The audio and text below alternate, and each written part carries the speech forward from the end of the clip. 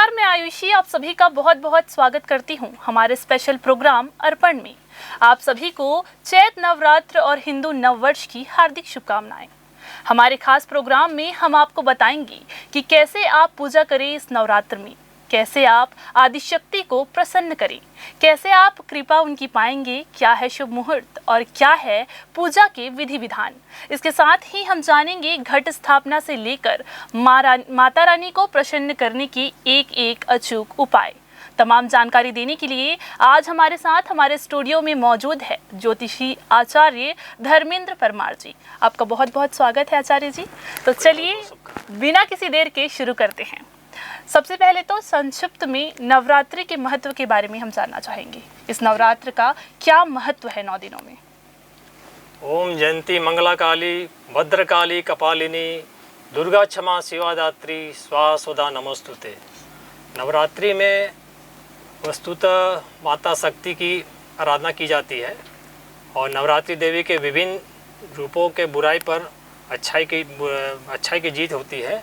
वर्ष में 4 नवरात्र आते हैं, प्रतिपदा से नौमी तिथि तक, माघ मास, चैत्र मास, आषाढ़ मास और आश्विन मास।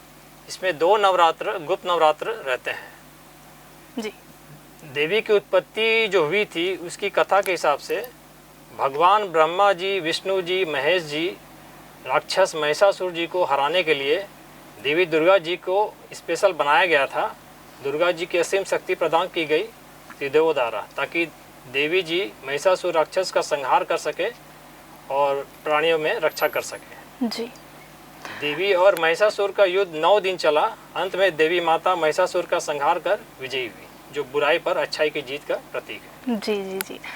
अगर बात करें योग की, तो इस नवरात्र में कौन से योग बन रहे हैं आचार्य जी?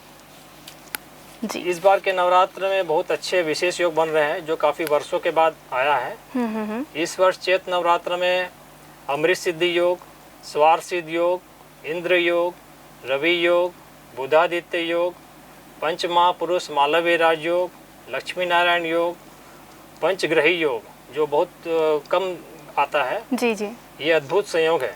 इसमें सूर्य, चंद्र, बुध, शनि और राहु 5 ग्रहों का संयोग है।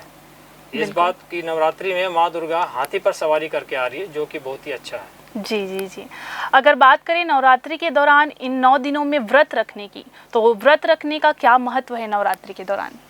नवरात्रि में भक्त 9 दिन का व्रत रखते हैं, लेकिन इस बार नवरात्र 8 दिन का रहेगा, तो 8 दिन का व्रत रहेगा जी। व्रत की शुरुआत सुबह जल्दी उठे, स्नान कर स्वच्छ वस्त्र धारण करें, विधि विधान से पूजा करें। व्रत के दौरान फलाहार करें, फल, दूध, आलू, साबूदाना खाकर व्रत करें जी। लहसुन, प्याज, तामसिक भोजन न करें, झूठ ना बोले, गुस्सा न करें। व्रत के दौरान कन्याओं का अपमान न करें, दिन में न सोएं, नाखून बाल न काटें, व्रत को बीच में न तोड़ें जी।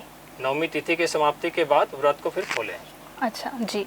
आचार्य जी, हम आपसे ये जानना चाहेंगे कि कलश की जो स्थापना होती है उसके शुभ मुहूर्त क्या क्या हैं और किस तरह से जो कलश स्थापना करने के बाद में जो पूजा की जाती है उसके विधि विधान कैसे होंगे? जी, इस वर्ष नवरात्र की शुरुआत रविवार 30 मार्च से हो रही है।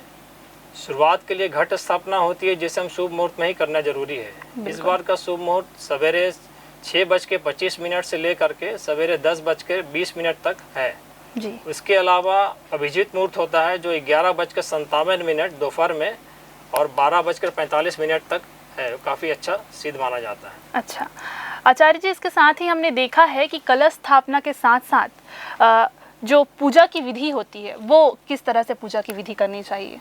घट स्थापना के लिए पहले शुद्ध मिट्टी में जौ मिला लें, उसके ऊपर मिट्टी का कलश रखें जी। कलश में गंगा जल भरकर लौंग, गांठी हल्दी, एक छोटी सुपारी, दूबी और 1 रुपये का सिक्का डालें। उसके बाद कलश में आम पत्ता रखकर मिट्टी के ढक्कन लगाकर उसके ऊपर चावल, गेहूं और नारियल को रखें जी। नारियल को लाल कपड़े में लपेट दें।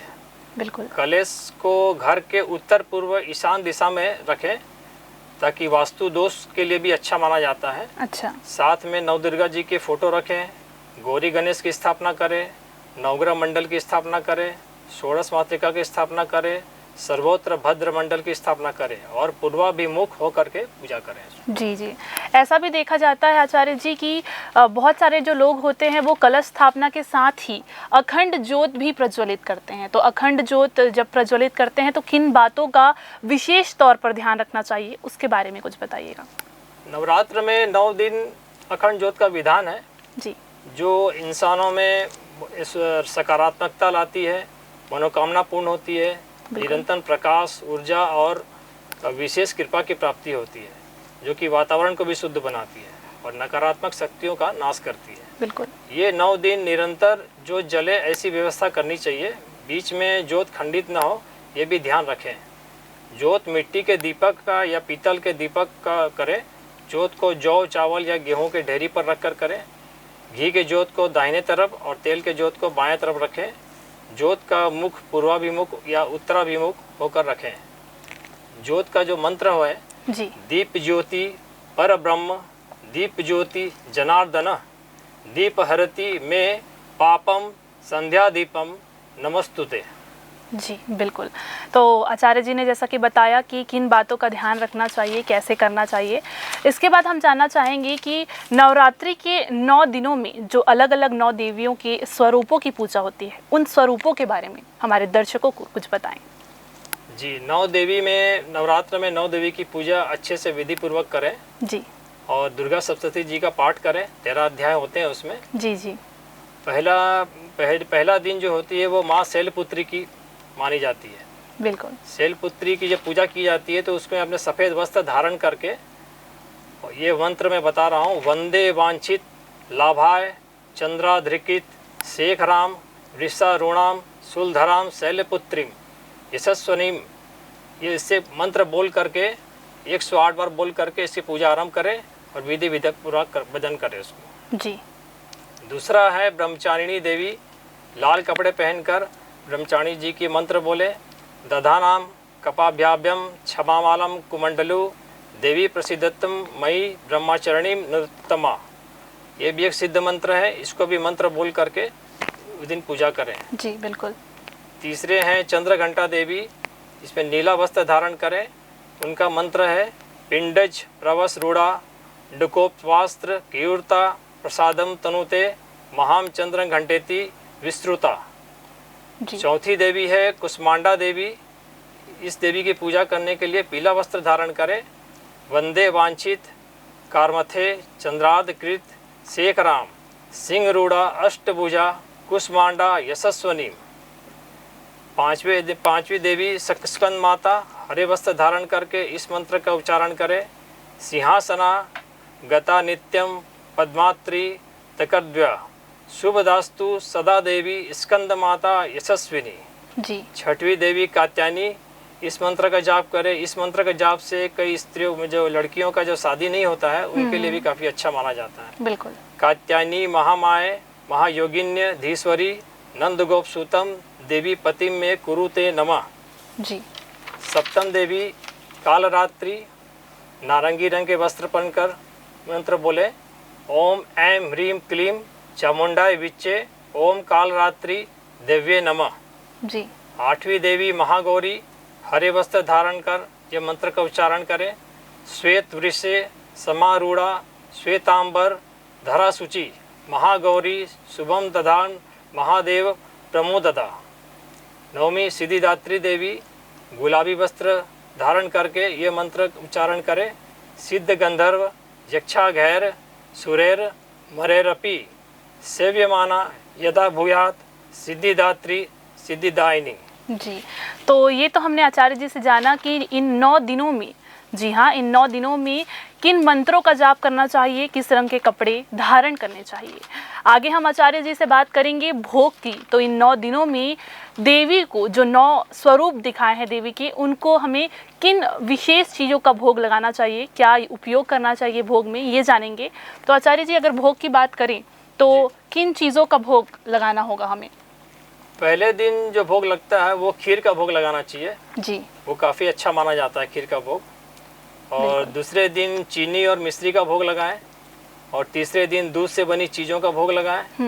और चौथे दिन मालपुआ का भोग लगाएं। जी। और 5वें दिन कच्चे केले की बर्फी का भोग लगाएं। जी। और 6वें दिन शहद से बनी खीर का भोग लगाएं। 7वें दिन गुड़ से बनी चीज़ें का भोग लगाएं और 8वें दिन नारियल से बनी चीज़ों का भोग लगाएं और 9वें दिन हलवा पूरी चने का भोग लगाएं। जी जी बिल्कुल। अगर बात करा जाए माँ जगत जननी के पाठ की, मगर इन 9 दिनों में नवरात्रि के दौरान अगर माँ जगत जननी के पाठ की बात की जाए तो इसका क्या विधान है, क्या मान्यताएं हैं पाठ को लेकर के? जी, नवरात्र पर दुर्गा सप्तशती का पाठ का बहुत ही महत्व है जी। यदि श्रद्धा भक्ति से पाठ हो तो अनिष्ट दूर होते हैं, सुख समृद्धि होती है, माता प्रसन्न होती है, मनोकामना पूर्ण होती है, संकट भय का नाश होता है और वास्तु दोष का निवारण होता है। जी जी जी। सप्तशती में 13 अध्याय का पाठ होता है जिसमें 9 दिनों में बांट कर किया जाता है। ये पाठ सवेरे करें, राहु काल में ना करें। इसमें करीब 3 घंटे का समय लगता है। जी। पहले अध्याय के पाठ से साधक को मानसिक शारीरिक सुख मिलता है। दूसरे अध्याय के पाठ से कोर्ट कचहरी से जुड़े मामलों में विजय प्राप्त होती है। तीसरे अध्याय से शत्रु बाधा दूर होती है। जी। चौथे अध्याय से भक्ति और शक्ति की प्राप्ति होती है और 5वें अध्याय से आर्थिक, भौतिक और आध्यात्मिक सुख की प्राप्ति होती है और 6ठे अध्याय से राहु केतु के दुष्प्रभाव, अकाल मृत्यु और तंत्र बाधा दूर होती है। 7वें अध्याय से मनोकामना पूर्ण होती है और 8वें अध्याय से मित्रता की प्राप्ति और वशीकरण होता है और 9वें अध्याय से संतान सुख, बच्चे के उज्जवल भविष्य की प्राप्ति होती है। 10वें अध्याय में घर परिवार के सदस्य के अनैतिक कार्य, राह भटके व्यक्ति को ठीक करते हैं। 11वें अध्याय में व्यापार वृद्धि, कार्य में प्रगति होती है। 12वें अध्याय में यश, मान, प्रतिष्ठा, सम्मान की प्राप्ति होती है और 13वें अध्याय में मोक्ष एवं भक्ति की प्राप्ति होती है। जी जी। तो ये बहुत ही अच्छी बात हमने जानी आचार्य जी से। तो इन 9 दिनों में माँ की आराधना होगी और इन 9 दिनों में क्या करना है, क्या नहीं करना है, पूजा की क्या विधि है, क्या शुभ मुहूर्त है, ये सभी बातें आज हमने ज्योतिषी जी ने हमें बहुत अच्छे से बताई। हमने सारी विधि विधान को बहुत अच्छे से जाना।